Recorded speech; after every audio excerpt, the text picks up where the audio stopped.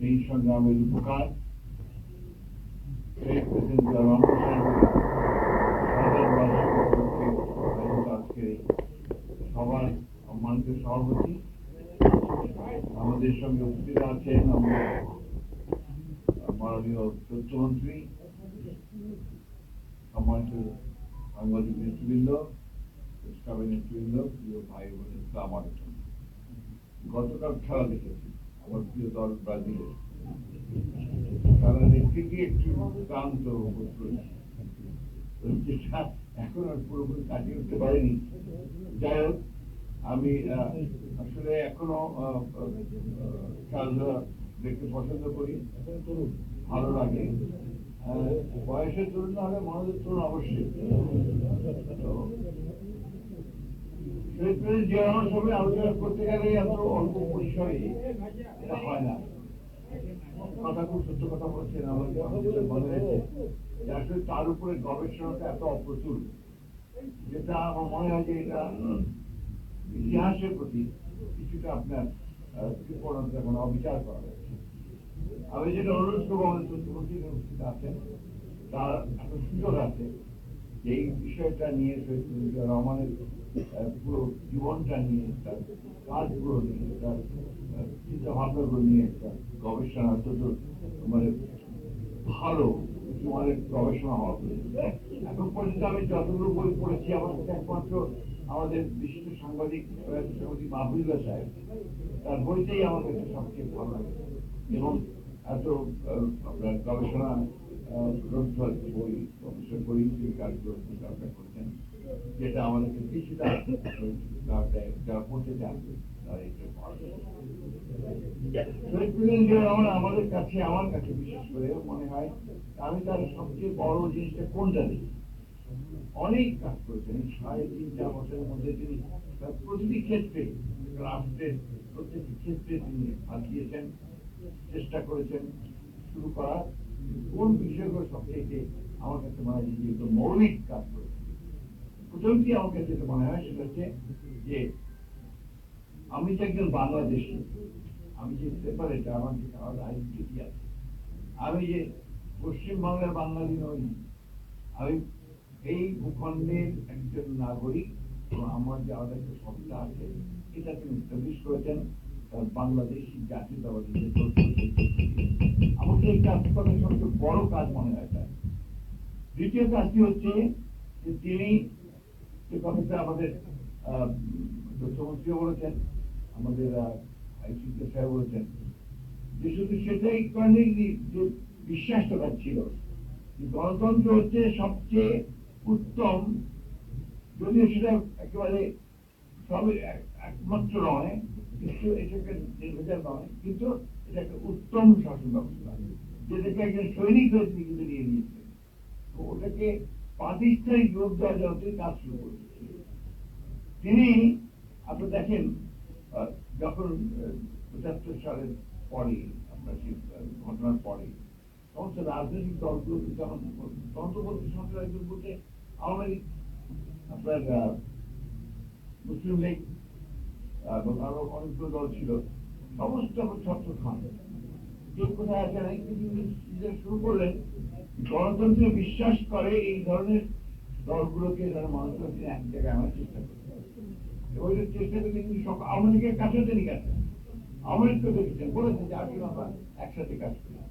আওয়ামী লীগ আসেন, যারা এসছেন তখন বামের দল, মুশির রহমানের ন্যাপ, আমাদের মুসলিম লীগ শাহিদ রহমান সাহেবের, United people's party Kazi Zafar সাহেবের, এদেরকে তিনি একখানে করেছেন, একখানে করে ফ্রন্ট তৈরি করেছেন।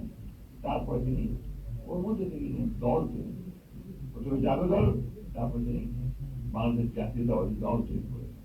উদ্দেশ্য সেটা একটাই, যে গণতন্ত্রকে নিজস্ব পথে চলতে দেওয়া, রাজনৈতিক দল ছাড়া, গণতান্ত্রিক রাজনৈতিক দল ছাড়া গণতন্ত্রকে প্রতিষ্ঠায় রূপ দেওয়া খুব কঠিন। সেই কারণে তিনি বিএনপিকে তৈরি করতে চেয়েছিলেন একটা সত্যিকার অর্থেই একটা গণতান্ত্রিক রাজনৈতিক দল। এই কথাটা আমি সবসময় বলি, তার ক্যারেক্টারটা কি লিবারেল, উদারপন্থী রাজনৈতিক দল, সে কোনো রেজিমেন্টের রাজনৈতিক দল নয় বা কোনো গোষ্ঠী ভিত্তিক রাজনৈতিক দল। এটা তৃতীয়ত, তিনি বাংলাদেশের অর্থনীতিকে যে মজবুত দিতে। আমরা মনে করেন যে ৭৪ সালে দুর্ভিক্ষ হয়ে গেল, অমর্ত্য সেন বললেন যে এটা মানুষ সৃষ্টি একটা দুর্ভিক্ষ, অর্থাৎ আওয়ামী লীগের ব্যর্থতার কারণে দুর্ভিক্ষ হয়েছে, লক্ষ লক্ষ মানুষ মারা গেছে। সেই দুর্ভিক্ষ পীড়িত এবং নিক্সনের ভাষায় একটা বটমলেস বাস্কেট, সেই দেশটাকে তিনি টেনে উপরে তুলে চেষ্টা করেন। এই কথাগুলো আমরা সবচেয়ে বই না সেভাবে, তার কৃতিত্বটা কিন্তু এই জায়গাগুলোতে তিনি মানুষের মধ্যে আশার সঞ্চার করলেন, মায়ের পর মায়ের এবং মানুষকে উজ্জীবিত করার চেষ্টা করলেন। আপনার কৃষকের কাছে ঘরে জোর দেওয়া গেছে। আমার একটা কথা মনে আছে, আমি তখন এতে পারি হিসেবের কাছে সচিব ওই সময়, তো দিনাজপুরের থেকে শহর থেকে বেরিয়ে আপনি দিনাজপুর দিকে যাবেন, দেখবেন একটা বড় ঠিক টাইম নিলাম, খুব বড় সরকারি করা, তার পাশে ছোট ছোট কতগুলো গ্রাম আছে। তো উনি একবার দিনাজপুর থেকে বেরিয়ে যখন তিনি দিনাজপুর দিকে যাচ্ছেন, হঠাৎ করে তিনি গাড়ি থামিয়ে তিনি সহজে গাড়ি নিজে চালাতেন, অথবা ডেপুটি কমিশনের গাড়ি চালাতেন পাশে বসতেন, আর তিনি যখন গাড়ি চালাতেন ডেপুটি কমিশনারকে পাশে বসতেন। গাড়ি থামিয়ে দিয়ে কনভয় থেমে গেল, হঠাৎ কি হলো, নিজে নেমে গিয়ে ওই গ্রামের মধ্যে ঢুকলেন, ঢুকে একটা বাসায় চলে গেল। আমার দেখা একটা খুব একেবারে দরিদ্র নয়, কিন্তু দরিদ্র হতে পারি, সেদিকে ঢুকলেন, ঢুকে তখন এই বাড়িতে সবাই তো যারা পুরুষ মানুষ তারা কাজে চলে গেছে, মানে চলে গেছে। একজন মা সমস্ত একজন ছিলেন, দেখে গিয়ে বললেন যে মা আমি পানি খাবো। উনি তো প্রথমেই আপনার ভাবলেন এত মানুষ, এত পুলিশ আর্মি ভাবে, তখন একজন বলছি উনি রাজা, তো তাড়াতাড়ি গিয়ে তার সেই আপনার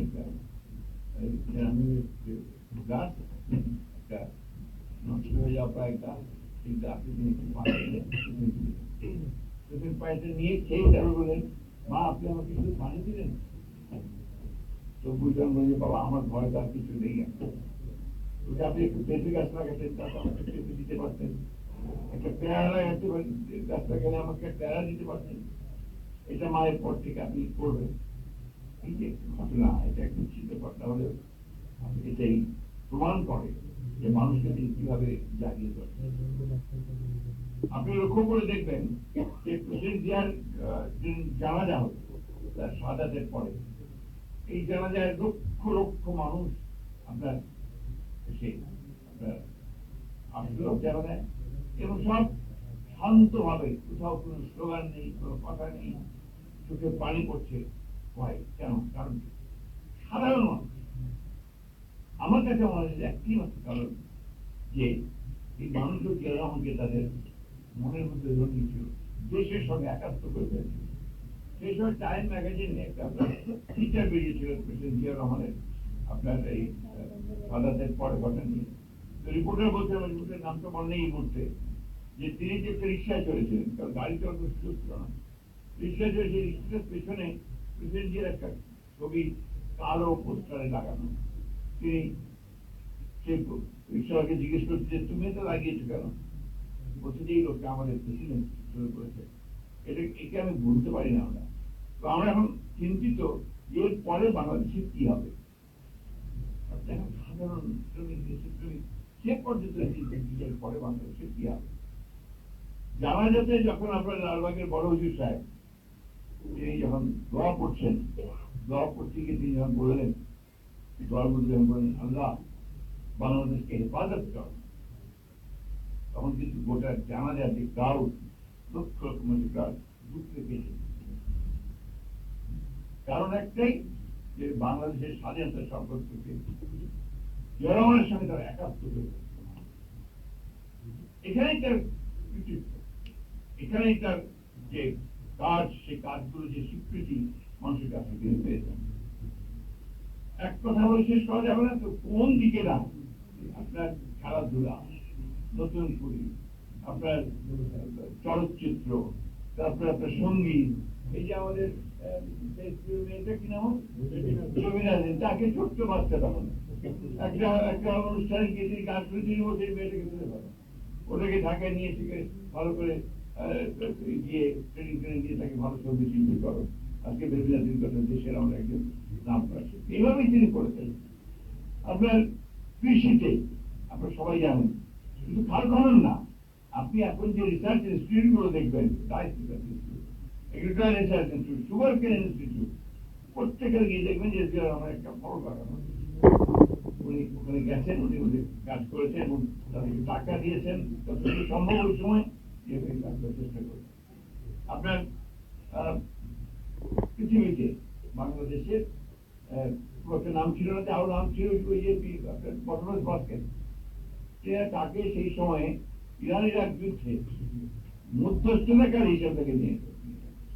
তিনি জাতিসংঘের নিরাপত্তা কাউন্সিলে জাপানের সঙ্গে প্রতিনিধিত্বকারী করে প্রতিনিধিত্ব করে তিনি নিরাপত্তা কাউন্সিলের মেম্বার হল বাংলাদেশ। তার দৃষ্টি, তার দেখা, তার প্রজ্ঞা, তার দূরদৃষ্টি জনগণকে অনন্য করে রেখেছে। আমার কাছে প্রতি মুহূর্তে মনে হয় যে এই মানুষটা যদি আর 10 বছর বাঁচত, তাহলে হয়তো আমরা বাংলাদেশকে সঠিক ট্র্যাকের মধ্যে তুলতে পারতাম। এই যে আপনারা এখন এত রেমিটেন্সের কথা বলেন, ভুল জিয়া রহমান। আপনি গার্মেন্টসের কথা বলেন, কে শুরু করেছে? জিয়া রহমান। এখন তারপরে ওই যে কথাগুলো কিছুদিন আগে বলেন যে আওয়ামী লীগটাকে বিভিন্ন ভাবে কিছুটা আসে না, তাতে জিয়া রহমানের কোনো ক্ষতি হয়নি। জিয়া রহমানই আছেন। এই প্রসঙ্গে আমার আপনার অ্যানাটমি অফ কিউবান রেভলিউশনের আপনার বই পড়ছিলাম ক্যাস্ট্রো আপনার সম্পর্কে। ওইখানে আপনার ক্যাস্ট্রো একবার অ্যারেস্ট হয়ে গেল পাকিস্তানের যুদ্ধ করতে, and he was convicted for 14 years, 14 বছর জেল। কাঠগড়ায় দাঁড়িয়ে ক্যাস্ট্রো বলছেন, condemn me, doesn't matter, history will absolve me, ইতিহাস আমাকে ধারণ করবে। আপনি জিয়া রহমানকে সেই একই ভাষায় আমি বলতে চাই, condemn him doesn't matter, history has already absolved him। এই জিনিসটা মাথায় নিয়ে আমরা যদি সামনের দিকে হই, আমরা বলতে আমি বোঝাচ্ছি বাংলাদেশের দেশপ্রেমিক মানুষ, আমরা বলতে আমি বোঝাচ্ছি বিএনপি দেশপ্রেমিক নেতা কর্মী সবাইকে, যে আমরা জিয়া রহমানকে অনুসরণ করি।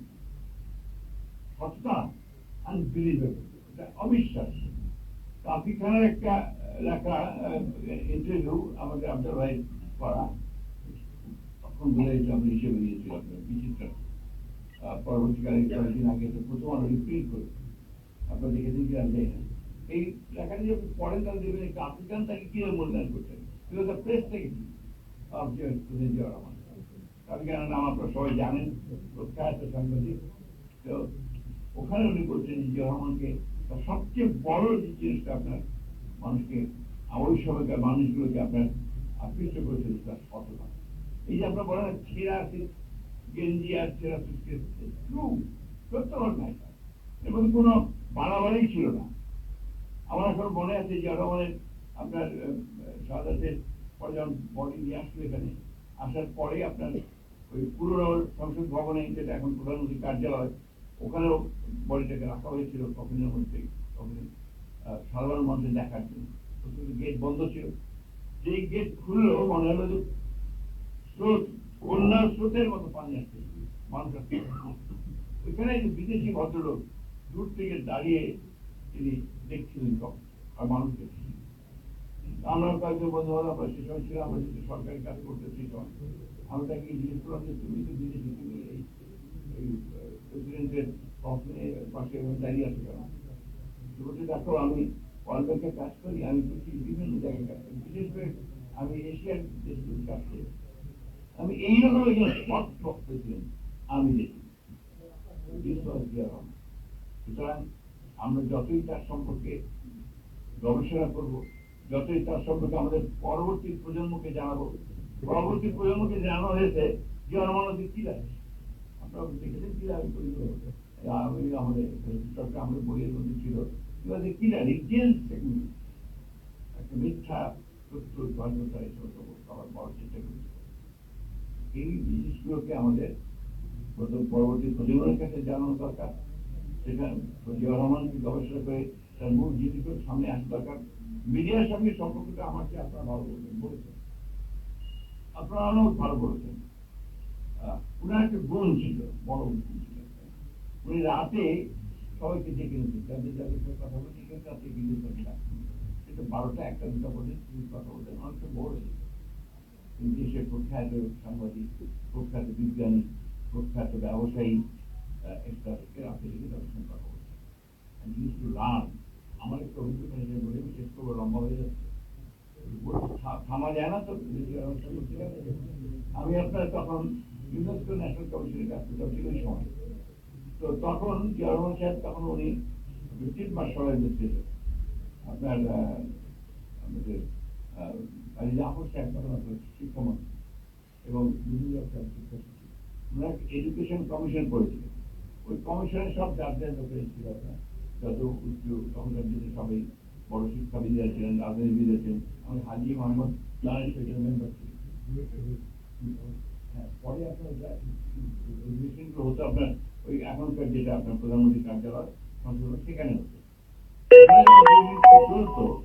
তো আমরা আমরা কয়েকদিন সিলেক্টেড হয়েছিলাম আপনার to act age reporter UNESCO national commission. আমরা কাজ করতাম, সব লিখতাম। জিয়া রহমান সাহেব দেখতাম 1990 বার করে নোট লিখি, যে যা বলতেছিল নোট লিখে কথা বলতেন না। এমনকি শেষের দিন, অর্থাৎ প্রায় শেষের দিনে তিনি কথা বলতেন। এই সময় তিনি আবার ছাত্র মাহবুব রহমান মান্না, তখন আপনার চাকরি দিয়েছেন, তাকে দেখলেন চাকরির কথা বলছেন, নাম দলগুলির দিকে কথা বলছেন। যে আগে জানা জেনে তারপরে সেগুলোকে আপনার নিজের চিন্তা ভাবনাকে তার মানুষের সামনে নিয়ে আসা, এটা ছিল যে আমার হিজবুল বাহিনী সম্পর্কে অনেক অনেক কথা বলে। উদ্দেশ্যটা কি ছিল? যে দেশের সবচেয়ে ভালো ছাত্রছাত্রীকে তিনি জাহাজে উঠিয়ে তাদেরকে বাংলাদেশ দেখানোর জন্য এবং বঙ্গোপসাগর দেখানোর জন্য তিনি নিয়ে গেছেন। সেখানে সমস্ত বিশিষ্ট আপনার অধ্যাপক যারা আপনার ছিলেন, তাদেরকে নিয়ে গেছেন, যে তাদেরকে জানা হচ্ছে এটার মধ্যে কি আছে, সমুদ্রে কি আছে, এখানে আমাদের ভবিষ্যৎ কি আছে, দেশ সম্পর্কে তাদেরকে জানা। এই যে চিন্তাগুলো, এই যে আপনার ভাবনাগুলো, যেটা সত্যিকার অর্থে একজন মহানায়ক, শুধু রাষ্ট্রনায়ক নয়, আমি বলি একজন মহানায়ক, ক্ষণজন্মা পুরুষ তার পক্ষে সম্ভব হয়েছে। তাই আমি শেষ করতে এই কথা বলে, আমি যে কথাগুলো বলছেন এখানে, যে এখন একটা সুযোগ এসছে আবার জিয়া রহমান অনুসরণ করার সুযোগ এসছে আপনাদের প্রেস ক্লাবের আরো উন্নয়ন ঘটানোর জন্য। আমরা খুব কষ্ট পাই, ফ্রেন্ডলি বলি, কারণ আপনাদের এই যে অডিটোরিয়াম বডি বিরানাকার বলেন, ওখানে অবস্থা খুব খারাপ, আপনার কাজ কোনো অনুষ্ঠান করা যায় না।